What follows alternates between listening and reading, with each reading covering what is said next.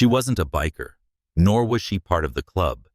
Yet when the blade came down, she stepped in front of it. That single moment changed everything, because hours later, 300 roaring Hell's Angels would surround an entire hospital. The town was small enough that everyone knew when engines thundered down Main Street, yet big enough that not everyone dared to look up. That night, the neon sign of the rusted anchor bar buzzed and flickered, spilling pale light onto cracked pavement. Inside, the jukebox hummed a country song, half drowned by laughter, clinking bottles, and the scrape of boots across wooden floors. Anna Clark sat at the far end of the counter, nursing a cup of coffee she hadn't even sweetened. 32, worn thin from working 2 jobs, she wasn't here for fun. She was here to breathe, to be somewhere that felt alive after days that felt like survival. She never imagined that this night, this quiet sip of burnt coffee would place her in the line of a knife meant for someone else. The air changed when Marcus Iron Hand Varela walked in. 6'3", built like a man who had lived in iron and fire, with leather patched in Hell's Angels insignia stretched across his back. 2 brothers followed behind him, their cuts faded but clear, full patch members, men who carried an aura of violence and loyalty that made others instinctively step aside. They weren't strangers here. The anchor tolerated them because they paid, respected the bar's code, and never let outsiders disrespect the place. But people always stared, because Marcus wasn't just a biker, he was a captain. His name carried weight in towns that feared the echo of motorcycle engines after midnight. Anna noticed the silence ripple as Marcus approached the bar, but she didn't lower her gaze. She had seen his kind before, men hardened by roads, danger, and choices that carved them into stone. But tonight, his shoulders carried something heavier than leather. He ordered a whiskey neat, voice gravel low, and sat 2 stools down from her. Their eyes met for a brief second, hers tired but steady, his unreadable, yet edged with exhaustion. She didn't know it then, but that small flicker of eye contact would change everything about the night. Outside, the cold air carried whispers of something darker. A rival gang had slipped into town, men who hated Marcus for history written in blood and asphalt. One of them, lean with jittering hands, had been waiting in the shadows near the side alley, a knife glinting in his pocket, the kind you buy cheap but aim with intention. He had tracked Marcus for weeks, convinced that stabbing him in public would send a message no court or bullet ever could. His chance arrived when Marcus leaned across the counter to light a cigarette, his guard down for a rare moment. Anna saw the blur before anyone else did. The door slammed open, a figure lunged, and steel flashed under the buzzing neon. Marcus half-turned, but not fast enough. Instinct seized Anna. No thought, no plan. She moved before her mind caught up, body surging between the blade and the man it hunted. The knife sank into her shoulder, hot pain ripping through flesh as gasps filled the room. The attacker's eyes widened, shock overtaking rage as blood blossomed on Anna's shirt. For one heartbeat, the world froze. Marcus's glass shattered on the floor. His 2 brothers roared forward, slamming the assailant against the wall, fists and fury exploding. Chairs toppled, people screamed, but Anna barely heard any of it. She staggered, clutching her shoulder, breath shallow as warmth poured between her fingers. Marcus caught her before she hit the ground, his arms unexpectedly gentle for a man carved from violence. "Why the hell would you do that?" His voice shook, not with fear, but with disbelief.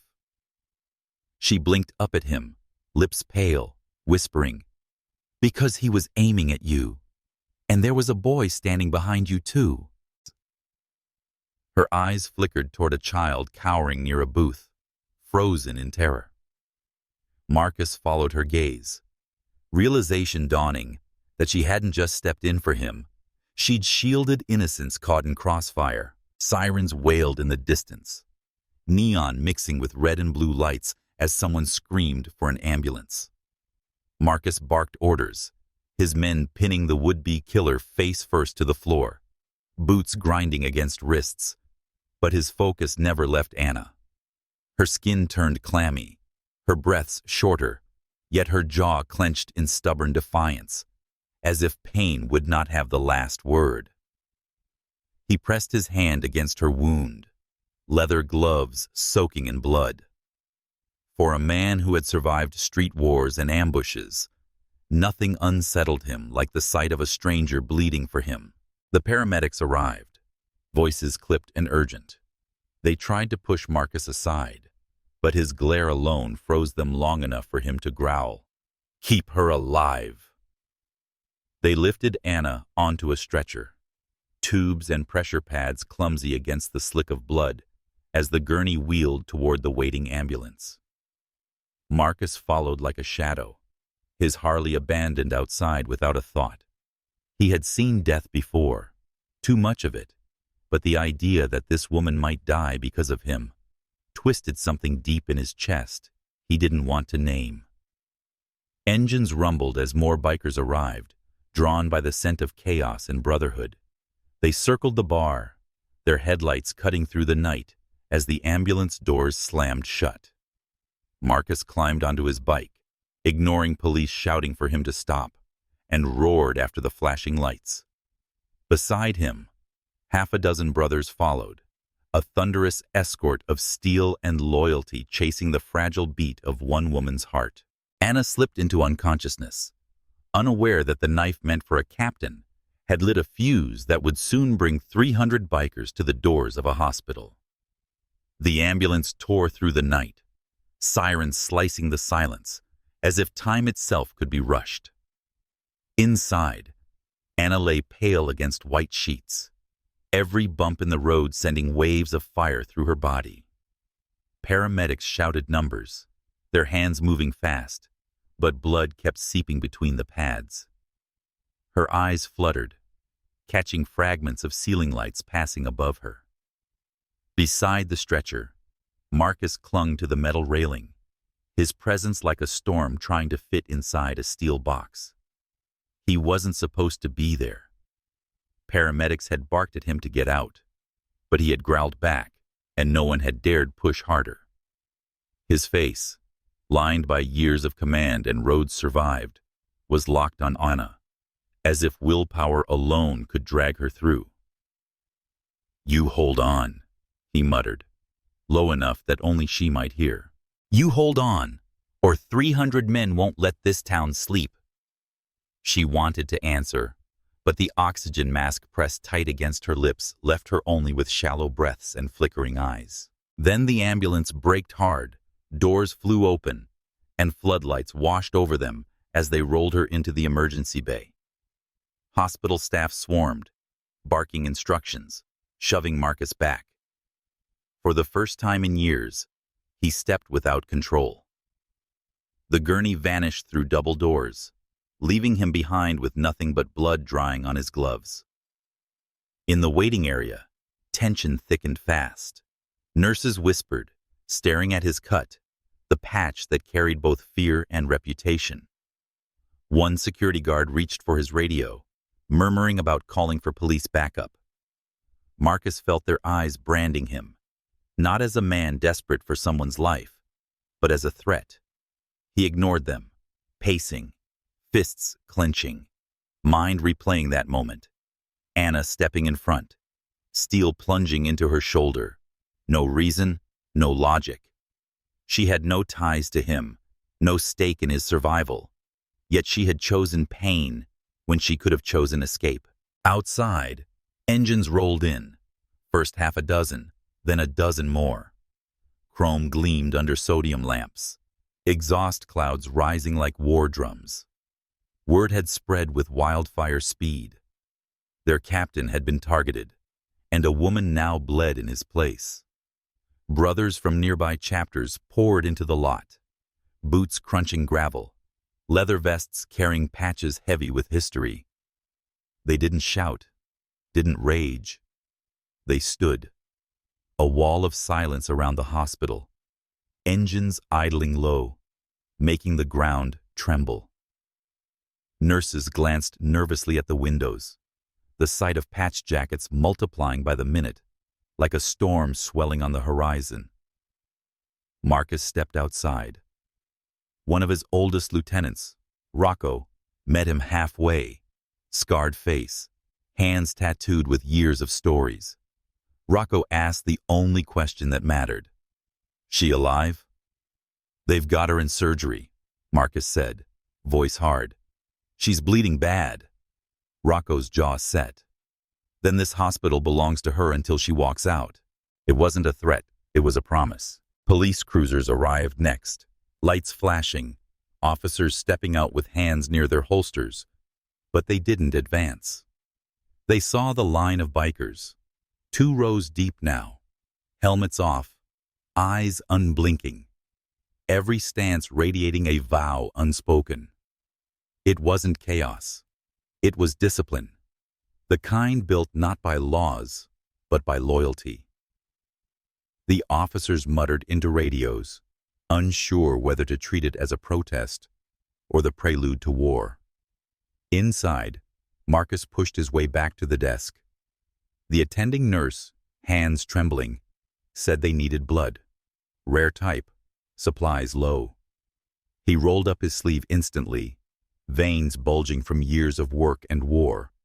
But when she saw the patch on his chest, hesitation clouded her face. "We can't just accept from anyone without verification," she stammered. "There are protocols." Marcus's voice dropped to a growl. "Protocols don't bleed. She's bleeding. Take it." Still, she hesitated, looking over her shoulder at an administrator now hovering, face pale, fear mixing with disdain. "We can't involve them," the man muttered. "It's liability." Marcus leaned in, eyes burning through him. "She took a knife meant for me. She didn't ask about liability. She didn't stop to check rules. She bled because she had more courage than half this town. If she dies because you want clean paperwork, this building will never be quiet again." The words hung heavy, not shouted, but edged with truth sharp enough to cut. For a moment, even the administrator faltered under that weight.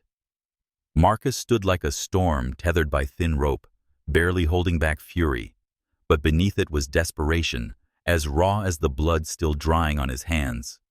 He didn't care about politics or reputations. All he cared about was whether Anna Clark, the woman who had stepped between him and steel, would breathe another dawn. Outside, more engines arrived, swelling the crowd to nearly 100. Locals peeked from windows, murmuring in fear and awe. Whispers spread. The angels are here for her, not to burn, but to guard. The hospital became an island under siege, not by fire, but by loyalty louder than sirens. In the sterile hallways beyond the swinging doors, a team of surgeons bent over Anna, fighting to stitch closed a wound that had already carved open the fate of an entire brotherhood. The emergency doors slammed shut, locking Anna beyond the reach of anyone who cared about her. Inside the operating room, surgeons bent over her, voices clipped, gloves soaked as they worked to clamp an artery cut deep. Every second mattered, but outside those sterile walls, a very different battle was already building. Marcus stood in the waiting room, like a caged animal, jaw clenched, eyes fixed on the red light above the door that pulsed, "In surgery." A nurse approached timidly, clipboard in hand. "We'll update you when we can, sir." "Not soon enough," he muttered. His tone made her flinch back. He wasn't trying to scare her, but fear was the shadow he carried, stitched into every patch of leather on his back. Minutes dragged into hours.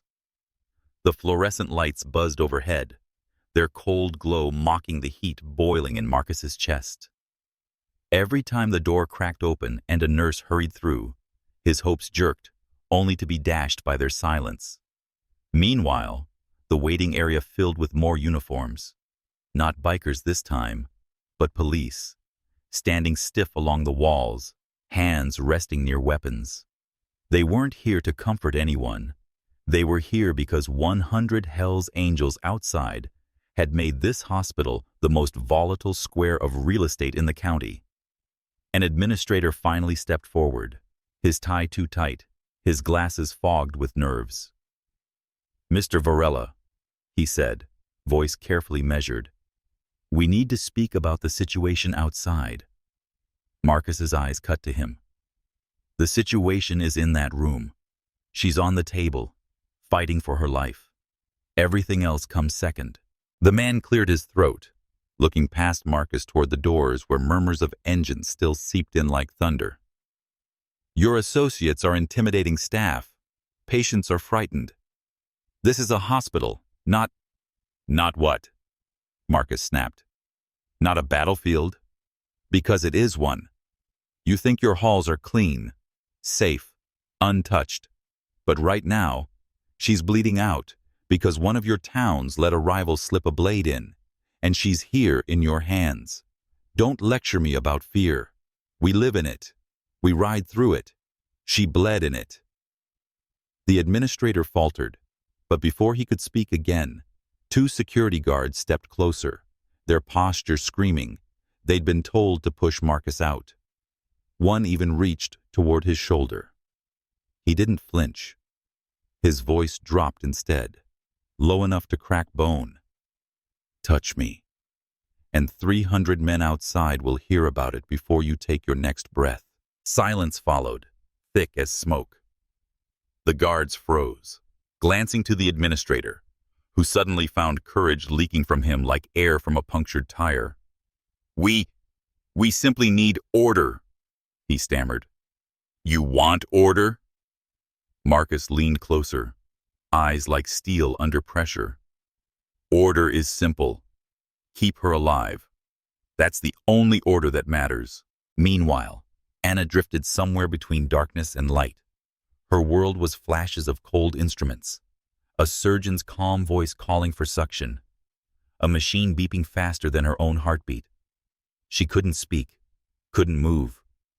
But somewhere in the fog, she remembered the moment. The blade aimed at Marcus, the little boy standing in its path. Instinct had shoved her forward, not courage, not reason, just a split-second choice that now pinned her to a table under glaring lights. Back in the waiting area, Marcus was intercepted by Rocco again, the older biker's face grim. Chapters are still rolling in. Parking lots full, streets backed 2 blocks. Locals are panicking. Media's here too. Marcus exhaled hard through his nose. He knew what the headlines would look like. Hell's Angels besiege hospital. He also knew the truth. Not one of his men had raised a fist since the ambulance doors closed. They weren't here to riot. They were here because the woman inside wasn't just Anna Clark anymore. She was the shield that had saved their captain, and in their world, that meant she had become blood. Police commanders argued with administrators in hushed tones at the far corner. Words like crowd control, riot gear, and National Guard floating through the air. Marcus caught every one of them, his fists curling. None of them cared about her. To them, she was collateral in a standoff. To him, she was the center of it. Finally, the door swung open. A surgeon stepped out, mask still tugged under his chin. "She's stable for now," he said. Relief surged, but the next words cut it down. "She needs a transfusion, a rare blood type. Supplies are limited." Marcus was already rolling up his sleeve again. "Take it from me." The surgeon hesitated, eyeing the tattoos, the patches, the reputation that walked before Marcus. "We have regulations." Marcus's laugh was bitter, empty of humor. "Your regulations will write her death certificate. Test me. Take the blood. Do whatever paperwork you need. But you're not turning me down while she's lying in there." For a long moment, the surgeon met his eyes, weighing risk against desperation. Then, with a curt nod, he motioned to the nurse, "Draw him." As the needle slid into his arm, Marcus stared at the red line filling the bag. For once, the blood wasn't shed in alleys or highways. It was given willingly to pay back a debt words could never cover. Outside, engines continued to rumble, a chorus of loyalty echoing against hospital walls. And above them all, the red light over the operating room still burned, each flicker daring to decide if sacrifice had been enough. Rumors travel faster than sirens. By the time Marcus's blood was being drawn into plastic bags, the story had already leapt across county lines. Phones buzzed in dark kitchens, at gas stations off the interstate, inside clubhouses where the smell of grease and whiskey never really left. The message was simple but electric. A woman stepped in front of a blade for Iron Hand. She's fighting for her life. The hospital's swarming with cops. Marcus is inside. That was all it took. Engines roared to life across 3 states. Men who hadn't ridden in weeks strapped on helmets and pulled jackets tight, patches catching the glow of midnight. Highway patrol radios lit up with reports of convoys streaking down empty roads, red taillights stretching like ribbons across the asphalt. It wasn't rage that fueled them. It was a code, ancient in its own way.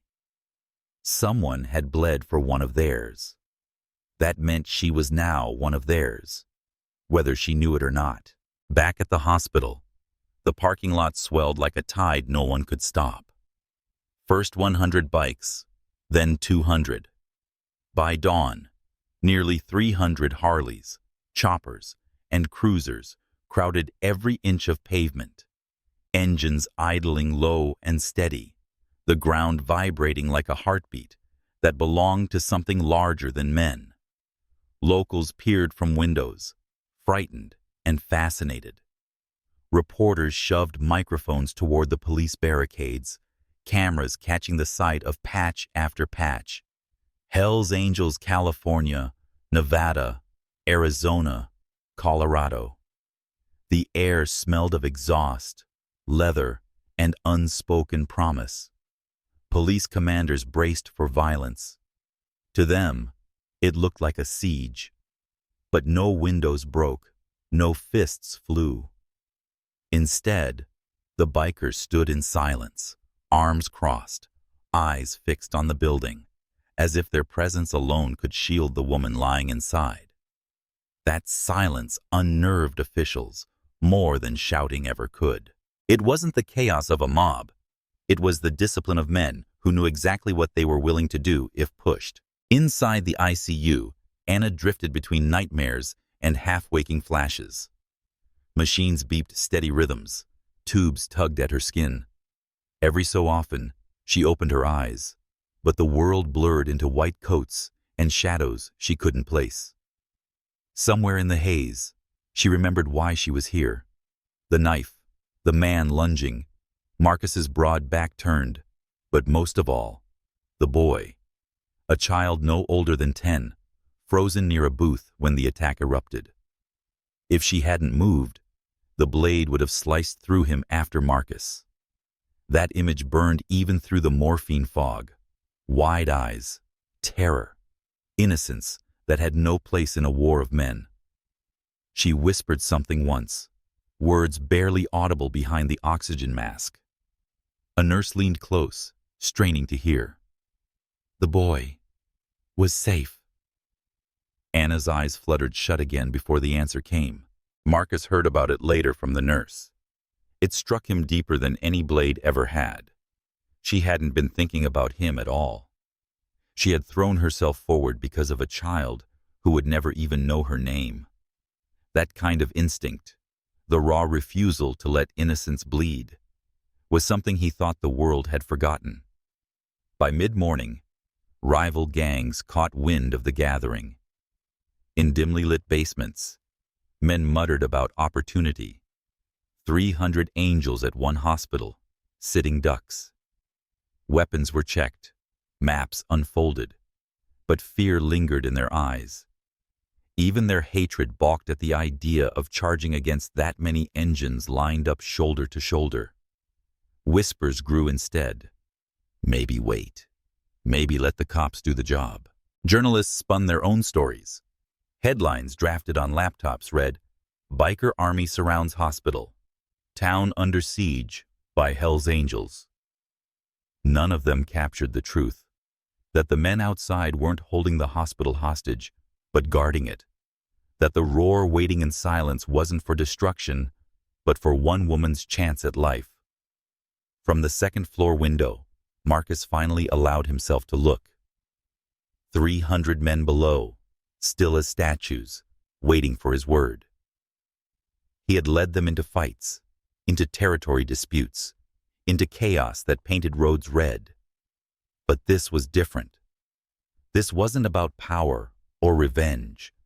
It was about a stranger named Anna Clark, who had shown them all something they'd nearly forgotten. That sacrifice doesn't always wear leather, and loyalty can be born in a single heartbeat of courage. By the time the sun cleared the rooftops, the hospital no longer looked like a hospital.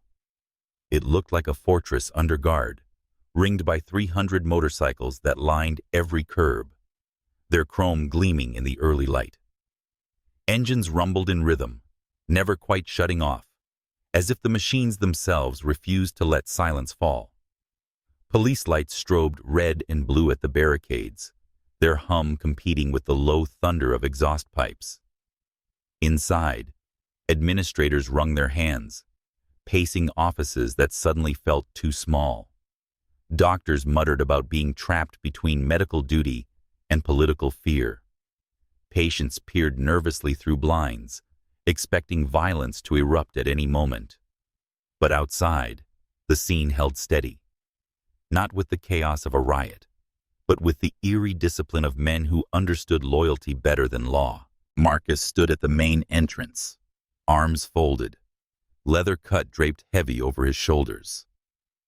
He had been awake all night, blood still drying on his gloves, his eyes locked on the doors that hid Anna's fight for survival. Rocco leaned close, his voice low. "Cops are itching.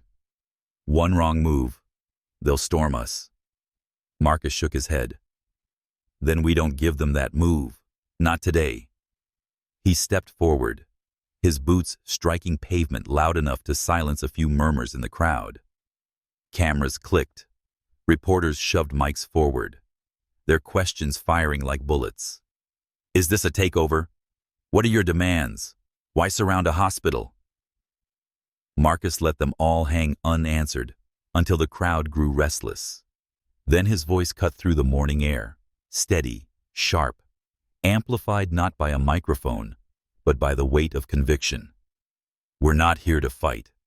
We're here for her." The words landed like a stone in still water, rippling across hundreds of men who straightened their backs. For once, the world outside their brotherhood heard them speak, not in threats, but in vow. "She stepped into a blade meant for me," Marcus continued, his gaze sweeping across the flashing cameras. "She didn't ask who I was. She didn't care about patches, about history, about names. She just bled. And until she walks out alive, this hospital will know she's not alone." The crowd of bikers answered, not with cheers, but with silence, their engines cutting off one by one until only the heartbeat of the moment remained. To outsiders, it was terrifying. To those who knew the code, it was reverence. Inside, administrators scrambled harder. "He's making it a spectacle," one board member hissed. "If this goes viral, we'll look like we lost control." Another countered, "If she dies and 300 bikers are outside, we'll lose more than control." Meanwhile, patients in the waiting area whispered. An old woman clutched her rosary tighter, whispering prayers, Not just for the girl in surgery, but for peace to hold in the streets. A young man recorded footage on his phone, muttering, "They're here for her, not to burn the place down." The narrative was shifting, piece by piece, as witnesses realized the so-called siege wasn't about destruction. It was about guardianship. Marcus paced the entrance, his mind never far from the red light above the operating room. Each hour stretched longer than the last. At times, he closed his eyes, replaying the image of Anna staggering, with blood soaking her shirt. He couldn't explain why it mattered so deeply, but it did. She hadn't just saved him. She had reminded him of something the road often beat out of men, that lives outside the brotherhood could still be worth defending. By noon, the press had painted every possible picture. One network claimed the Angels were preparing to riot. Another showed footage of them silently standing in formation, captioned, "Guardians or Threats." Social media feeds lit up with divided voices. Some condemned them as outlaws flexing muscle. Others marveled at a loyalty so fierce that 300 men would stand down the law for a stranger. Police commanders conferred nervously by their cruisers. "If they stay quiet, we can't escalate," one admitted. "But if she doesn't make it, God help us all." Marcus heard that and let the words burn in his chest. He turned back to his men. "Hold steady," he ordered. "No fists, no fights, engines only. Our silence will scream louder than any riot." And it did. By afternoon, the streets around the hospital were lined with men sitting cross-legged on asphalt, helmets at their sides, arms folded. Rows of motorcycles gleamed like steel statues, their shadows long in the fading sun. The town was frozen, waiting, not in terror of attack, but in awe of the kind of loyalty that made outlaws into guardians and a wounded woman into a symbol. Inside the hospital, the tension was coiled so tightly it felt like the walls themselves might snap. Administrators huddled in glass offices with blinds drawn, their voices rising, snapping at one another about liability, politics, and optics. Police commanders stood stiff in corners, radios buzzing with updates about the swelling crowd outside. The word siege rolled off their tongues with dread, but the truth was messier than that. The bikers hadn't thrown a punch. They hadn't shattered a single window. They simply stood, a wall of leather and steel around the hospital, and that unnerved officials more than violence ever could. Marcus sat rigid in a plastic chair near the ICU, every nerve in his body burning with waiting. The faint beep of monitors down the hall felt like a taunt. He had given blood hours ago, but Anna still wasn't through the worst. A nurse passed, eyes flicking nervously to his cut, as if his presence itself could infect the sterile hallways. He caught her glance and didn't flinch. He'd been treated as the enemy all his life. This was nothing new. The hospital director finally stepped forward, flanked by two administrators in suits and a security guard whose chest puffed with borrowed authority. His voice tried for calm, but the tremor betrayed him. "Mr. Varela, we need to discuss your associates outside. Their presence is preventing patients from entering. This cannot continue." Marcus stood, his height eclipsing the man, his voice steady, low, but it carried like the growl of an engine before ignition. "They're not preventing anything. They're guarding. The woman who saved me is in your hands, and until she breathes on her own, no one's leaving. Not me, not them." The director adjusted his glasses nervously. "You're turning this into a standoff. If the media portrays this as—" Marcus cut him off, stepping close enough that the man's tie trembled against his chest. "The media's already out there. You're worried about cameras. I'm worried about her heartbeat. You get her what she needs, or you'll learn real quick what 300 men look like when they stop being quiet." That landed like a hammer. The guard shifted uneasily. The administrators muttered, one saying, "We can't prioritize someone just because—" But Marcus snapped his head toward him. "She bled for me. She didn't ask who I was, didn't care about patches. She stepped in front of a blade without hesitation. If she doesn't deserve priority, then what the hell does?" Back outside, the press swarmed the barricades, lenses aimed at the sea of bikers who hadn't moved for hours. Reporters whispered that it looked less like a gang gathering and more like a military formation. Rows of men, silent, hands crossed, engines cold but ready. The police had expected chaos. Instead, they got something stranger. Stillness, patience, loyalty carved into posture. The contrast made for irresistible footage. Inside, another nurse rushed up to the director. "She's losing blood again. We need more donors. Her type is rare." Marcus stepped forward instantly. "Test every man out there. You'll find what you need." The director recoiled. "We can't possibly bring those men into our facility. The liability, the contamination." Marcus's patience snapped, his voice thundering through the hall, shaking every person within earshot. "Liability? You want liability? You'll have 100 cameras filming when this hospital lets a woman die because it didn't like the patches on the backs of men who lined up to save her." Reporters heard the echo, microphones catching every word through the cracked doors. Within minutes, the story flipped. Headlines scrolled across screens. "Hospital rejects biker blood as woman fights for life." Comment sections flooded with outrage. Public opinion tilted fast, sympathy sliding toward the men outside whose silence had turned into visible sacrifice. Administrators scrambled, whispering frantic arguments, but the pressure was mounting from all sides. Police fearing unrest, media fueling fire, and Marcus, standing unmovable in the center. He jabbed a finger toward the ICU. "You've got 300 donors outside, men ready to roll up their sleeves. Every second you waste is another beat of her heart you're gambling with. You want peace? Then take the damn blood." Finally, the surgeon who had worked on Anna stepped into the fray, his mask dangling around his neck, his voice tired but sharp. "He's right. We don't have time for politics. Either we bring them in for screening, or we lose her."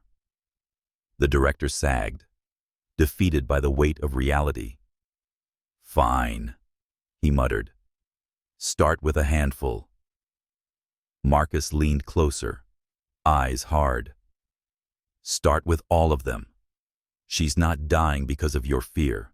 Within the hour, rows of bikers filed into the auxiliary wing, sleeves rolled up, veins tapped, needles slid in, bags filled with blood from men who had spilled it on highways and in alleys, but now offered it freely under sterile lights.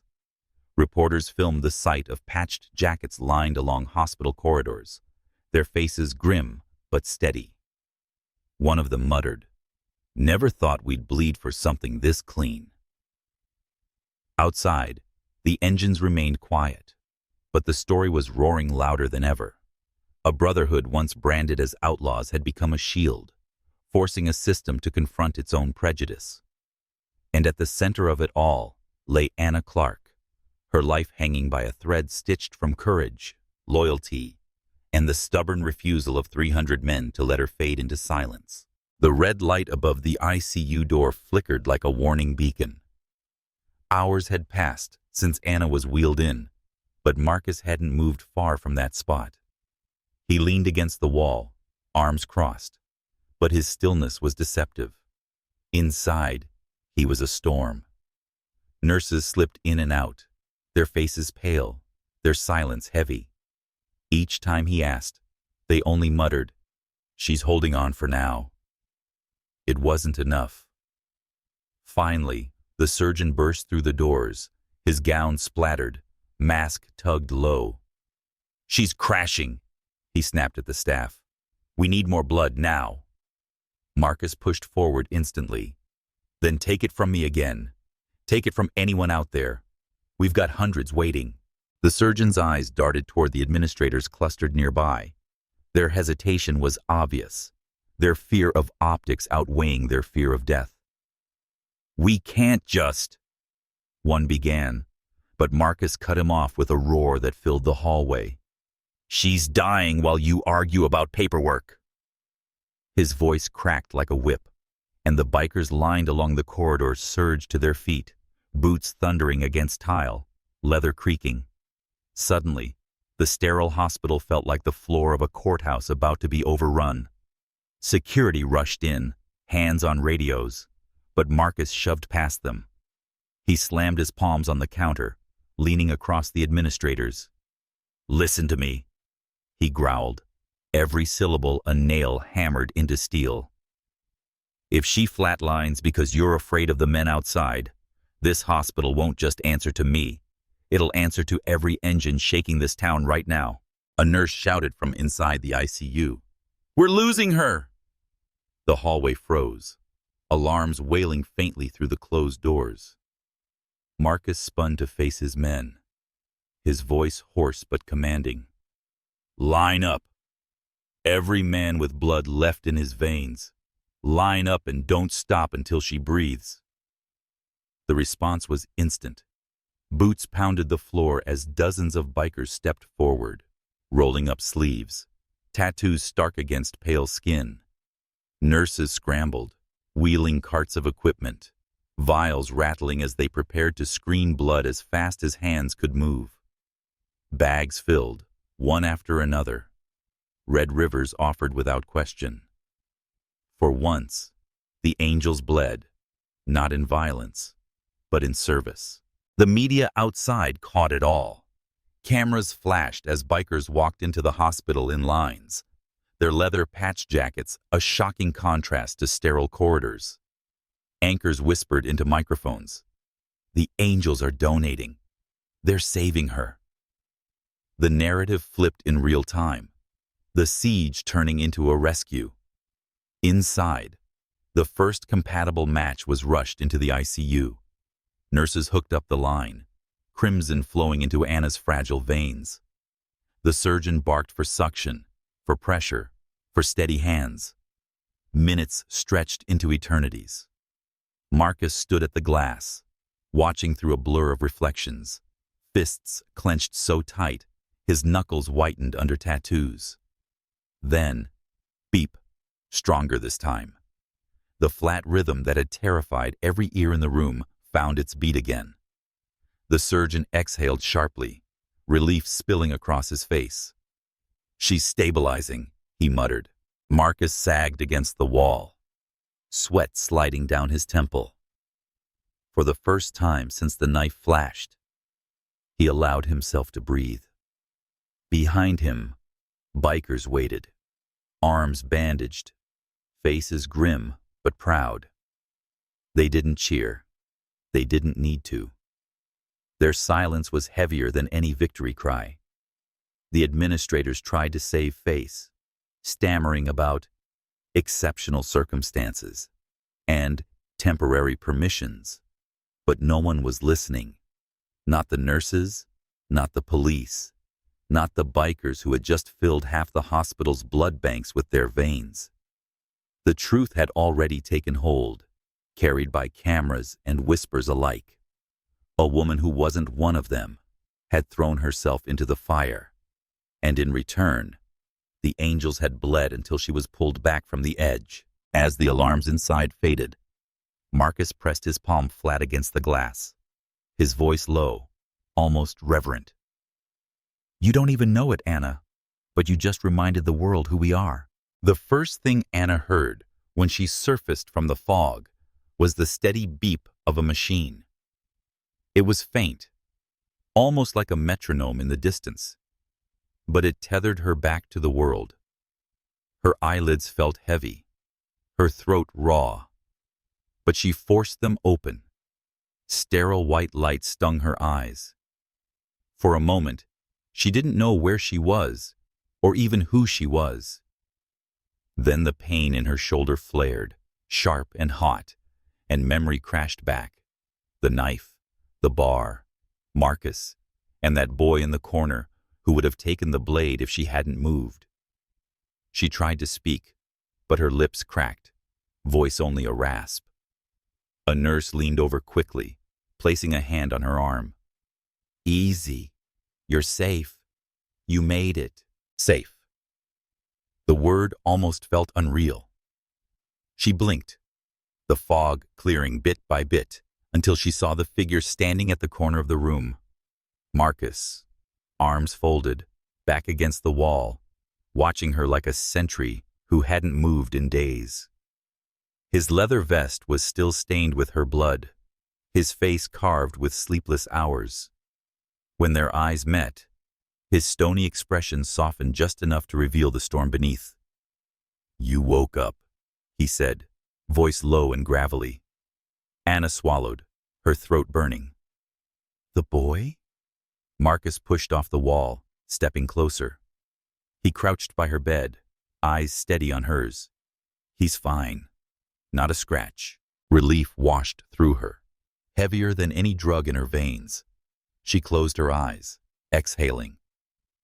"Good. That's all that matters." Marcus shook his head. "No. What matters is you. You shouldn't have done it." Her lips curved into the faintest, exhausted smile. "Someone had to." He sat there for a long moment, as if weighing words he wasn't used to saying. Finally, his voice broke, quieter than she'd ever expect from a man like him.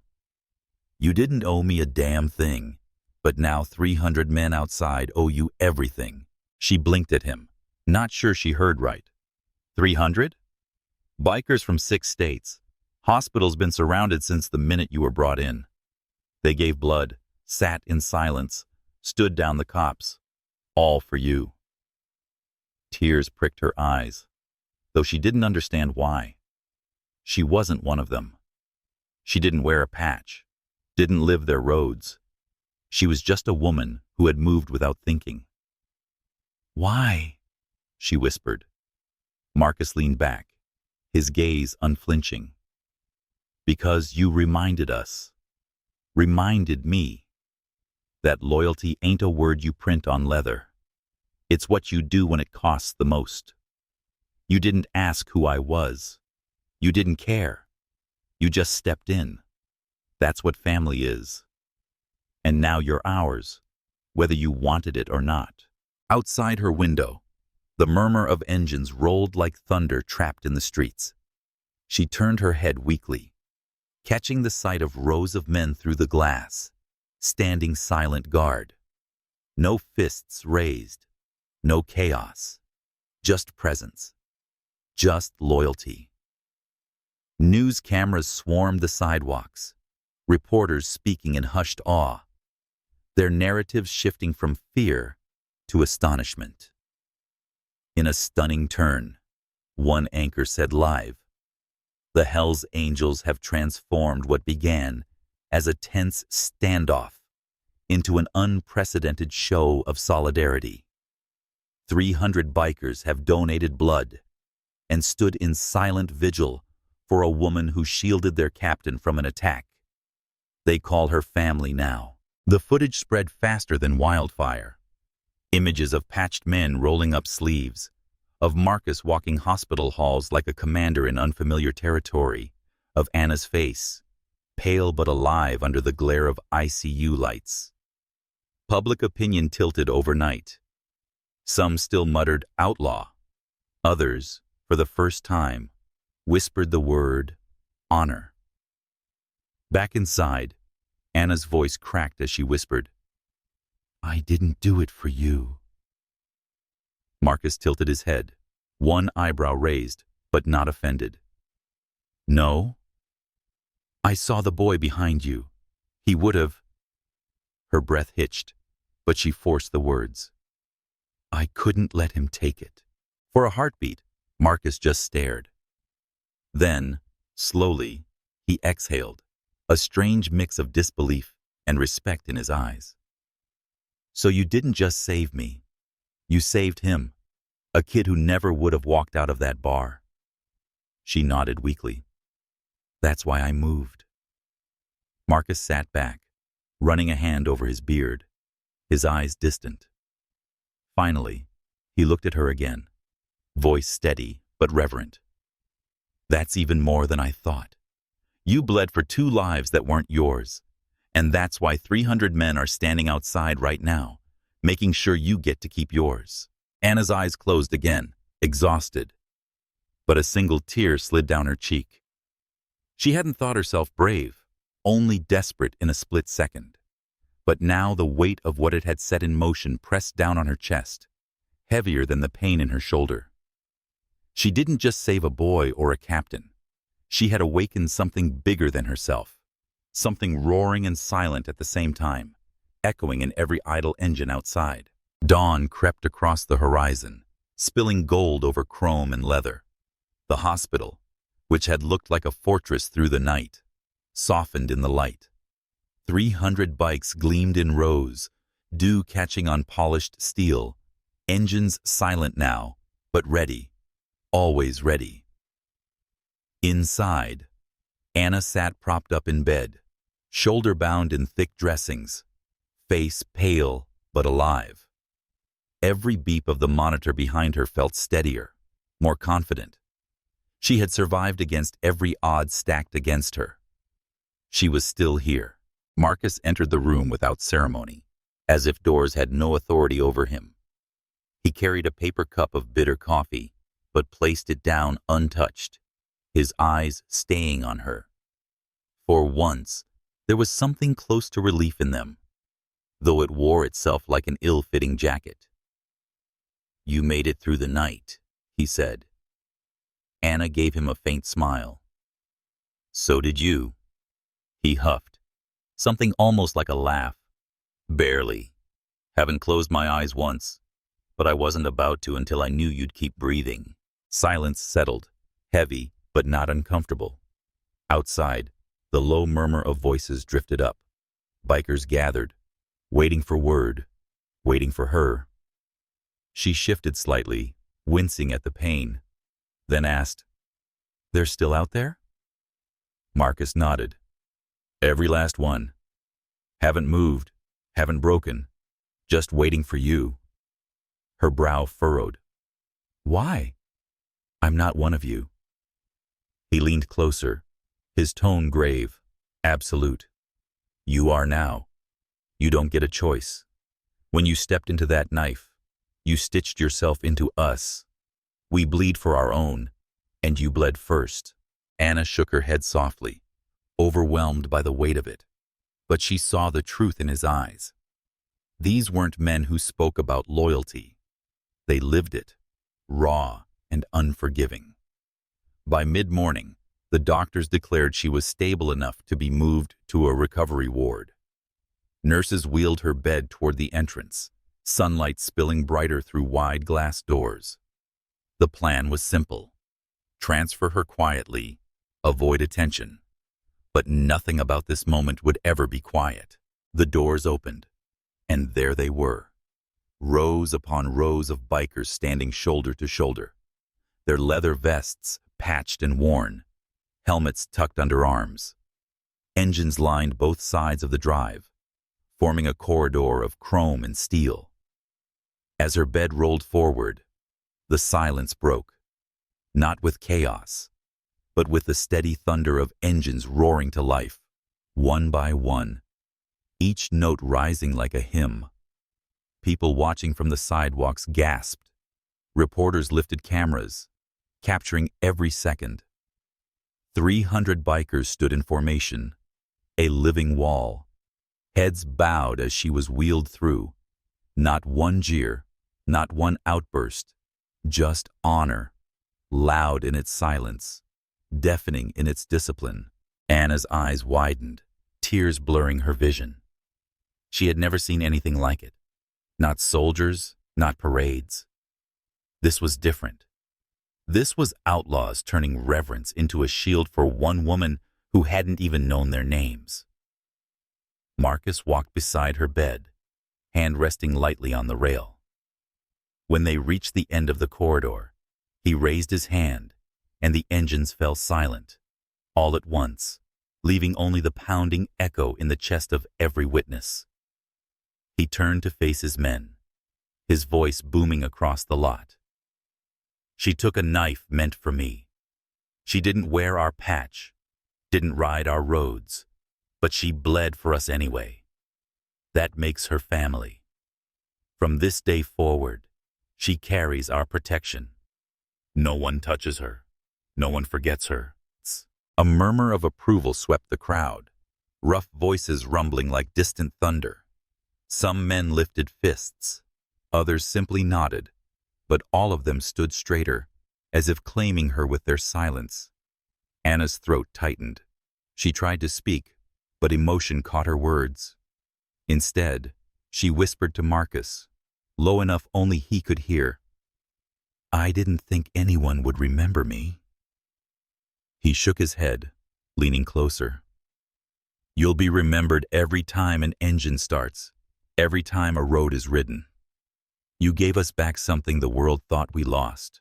She looked out at the sea of men, their faces hard, but their eyes softened by respect. And for the first time since that blade tore into her, she let herself cry. Not from pain, but from the unbearable weight of being seen. As the nurses wheeled her into the waiting ambulance for transfer, the bikers mounted their bikes, one by one. Engines ignited, not in chaos, but in chorus, forming a convoy behind her. Chrome and leather glinted like armor in the rising sun. The hospital, once a cage of fear, now stood behind them as they rode forward, not away from her, but with her. For the townsfolk, it was a story they would tell for years. For the media, it was a headline no one could have scripted. But for Marcus and the men who followed him, it was simpler.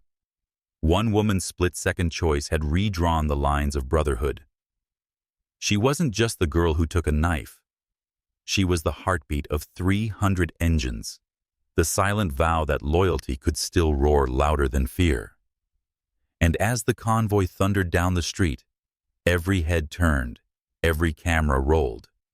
But Anna closed her eyes, letting the sound wash over her. For the first time since that night in the bar, she felt safe, not because she was alone, but because she never would be again. And that's how one woman's instinct changed everything. What started as a single knife in a dim bar ended with 300 engines roaring to shield her life. It wasn't about patches or reputations or headlines. It was about sacrifice and how loyalty can be born in the unlikeliest of moments. In the quiet hum of a small-town bar, Anna Clark's split-second decision to step in front of a knife not only saved a stranger and an innocent child, but ignited a firestorm of loyalty that reshaped lives forever. This tale teaches us a profound life lesson. True courage isn't born from grand plans or heroic titles. It's forged in the raw, unfiltered moments when we choose to protect others without a second thought. Anna, an ordinary woman worn by the grind of daily survival, didn't wear leather patches or ride thunderous roads. She simply acted on instinct, shielding Marcus, Iron Hand Varela, and a terrified boy from harm. In return, the Hells Angels, often painted as outlaws, revealed the depth of brotherhood, surrounding the hospital with 300 roaring engines, donating blood, and standing as silent guardians against fear and prejudice. Their unwavering presence reminds us that loyalty transcends labels. It's a debt paid in blood, silence, and unyielding support. In a world quick to judge and divide, this story stirs the soul, showing how one act of selfless bravery can bridge divides, awaken forgotten honor, and turn strangers into family. It urges us to reflect. When was the last time we stepped up for someone, not for glory, but because it was right? Anna's sacrifice echoes that even in chaos, humanity's light shines brightest through quiet heroism, inspiring us to live with open hearts and fierce compassion. What about you? How has a moment of unexpected kindness changed your life? Share your thoughts in the comments below. We'd love to hear your stories and build this community together. And if tales like this move you, hit that subscribe button today, so you never miss the narratives that prove courage and connection still roar in our modern world. Let's keep the conversation going. Your voice matters here.